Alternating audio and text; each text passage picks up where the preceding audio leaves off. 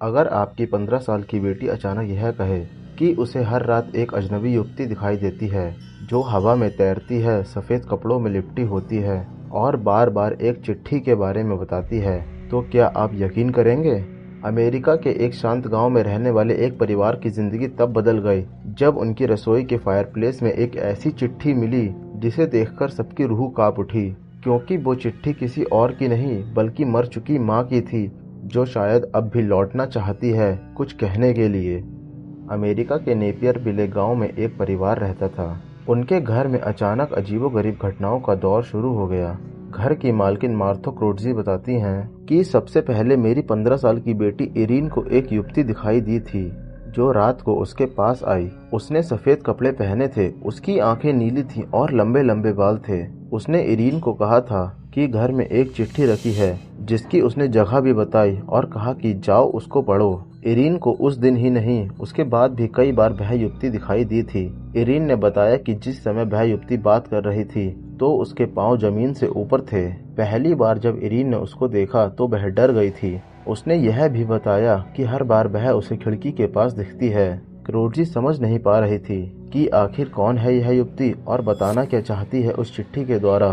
क्रोट्ज़ी इस चिट्ठी के बारे में बताते हुए कहती है, पिछले गुरुवार को मुझे भी वही युवती सपने में दिखाई दी और उस चिट्ठी के बारे में बात की और उस चिट्ठी को वहीं होना बताया जहां उसकी बेटी बता रही थी। वह जगह थी रसोई में फायरप्लेस, जहां वे अक्सर खाना पकाया करते थे। माँ बेटी ने चिट्ठी की तलाश की और उसे वह उसी जगह पड़ी मिली जहां वह युवती उसका होना बता रही थी। उन्होंने वह चिट्ठी उठाई और यह देखकर चकरा गए कि चिट्ठी बिल्कुल सही सलामत थी।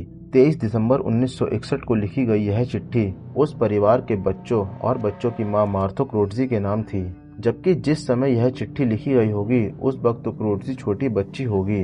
वह चिट्ठी किसी औरत द्वारा लिखी गई थी।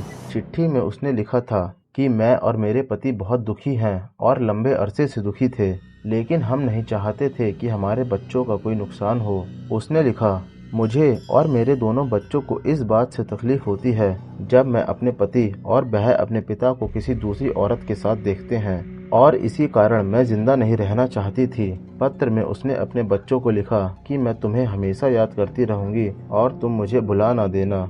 क्रोट्ज़ी के बॉयफ्रेंड जैक्स स्टेन ने भी उस युवती की शक्ल घर में रखे दर्पण में देखी थी। पत्र के अंत में लिखा था, गुड बाय बच्चों, तुम्हारी प्यारी माँ, और लिफाफे के ऊपर लिखा था, जब सही समय होगा तब इसे पाओगे। यह पढ़ते ही क्रोट्ज़ी की आंखें भर आईं, क्योंकि वह चिट्ठी किसी और की नहीं, क्रोट्ज़ी की माँ की थी।